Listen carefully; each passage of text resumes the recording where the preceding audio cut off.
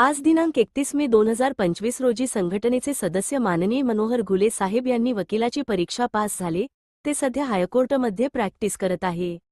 त्यांचं वय 65 वर्ष आहे. दिव्यांगसारखी संघटनेचे सर्व पदाधिकारी यांनी मनोहर घुले साहेब व तसेच अन्सार सय्यद यांची दिव्यांग भवन समन्वय समितीमध्ये निवड झाली, त्याबद्दल सत्कार करण्यात आला. यावेळेस संघटनेचे अध्यक्ष विनायक दाभोळकर, पांडुभाऊ कासार, अन्सार सय्यद, अशोक गुंजाळ, यश आहेर, सोमनाथ पावशे, हौशीराम राहणे हे उपस्थित होते. प्रतिनिधी अन्सार सय्यद, डॅश न्यूज संगमनेर. आभार मानतो आणि तुम्हाला कुठल्याही कायदेशीर अडचणीत संघटनेला मदत लागली, अडचणीच्या वेळेला मी सदैव माझ्या परीने हातभार लावी, मदत करीन अशी मी या ठिकाणी ग्वाही देतो.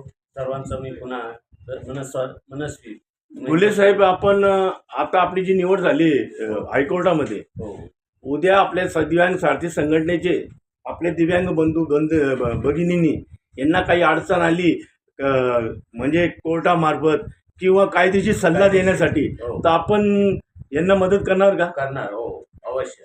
दिव्यांग सारथी संघटना हे आपलं एक कुटुंब आहे. त्या कुटुंबामध्ये सेवा करण्याची मला जी संधी मिळणार आहे, माझ्या परीने वेळेनुसार जेवढी मदत करता येईल मला त्या पद्धतीने मी मदत करीन. सदैव सदा सर्वांचा मी ऋणी राहील. धन्यवाद. थोडा अंतर होतो या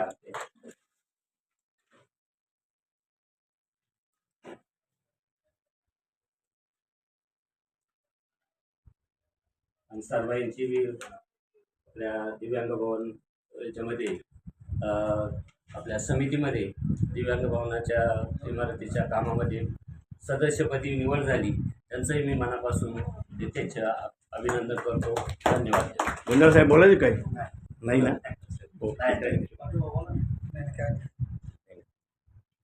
म्हणून आणि आपल्या दिव्यांग साथी संघटनेचे सदस्य झालेले रोहमजी संतोषजी रोहमजी साहेब यांना